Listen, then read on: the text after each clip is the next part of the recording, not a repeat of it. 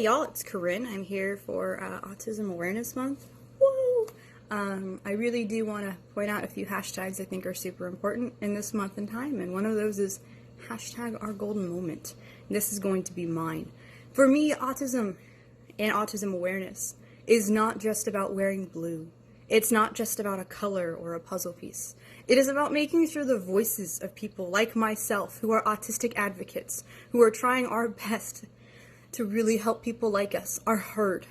That it's not just one thing, and it is a beautiful spectrum. For example, I was diagnosed 18 months old. I have never not been autistic in my life. I have received praises for being autistic. I have received horrible things for being autistic. I have had it used against me and used for me. But never in my life have I not been autistic. I'm one of the lucky ones.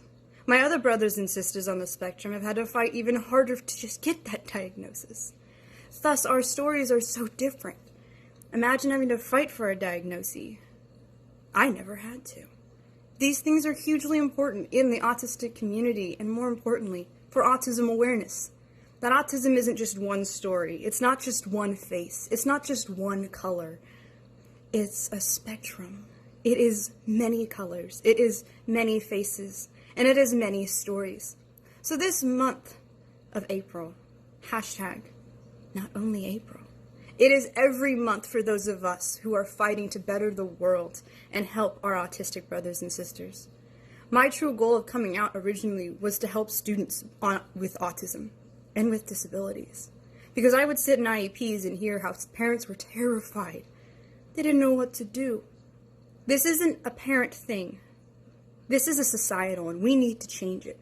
So my goal for autism awareness this month is to unite my brothers and sisters who are advocates, who are trying our best to fight for what we believe is right. We don't all have to agree, and we won't. That's okay. The bigger point is that our stories are heard, that our voices are given, and it's not just some lighted up blue thing. No, instead it's people hearing stories about those of us who have struggled, those of us who still struggle with autism, and more importantly, to give us all hope, because no matter what happens,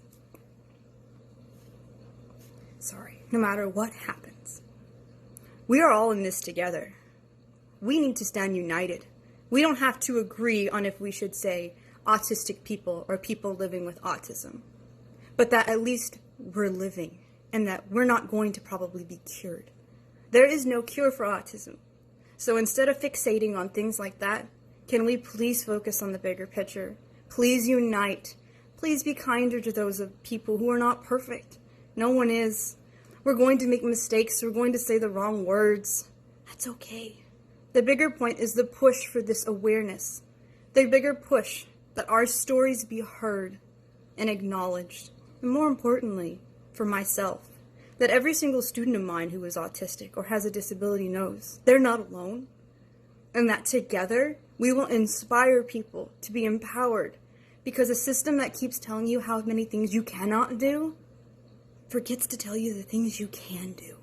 So my goal, I cannot repeat enough, is to unite advocates and to put our differences aside and decide that autism, helping people, is far more important than the minimal disagreements we can have about how to do so. Thank you guys so much for listening, and I hope you guys have a blessed day and are staying safe and secure in a pandemic. And for those of you who are struggling, it's okay. Remember, you are not alone. It's tough, but we will get through this. Because at the end of the day, I know in my heart of hearts, everyone speaking for autism, whether or not you're a parent or a sibling or a specialist, at least wants to help. And for those of you who do not, well, it's time for your come to reckoning. So, bless you all, namaste, and have a fabulous, fabulous day.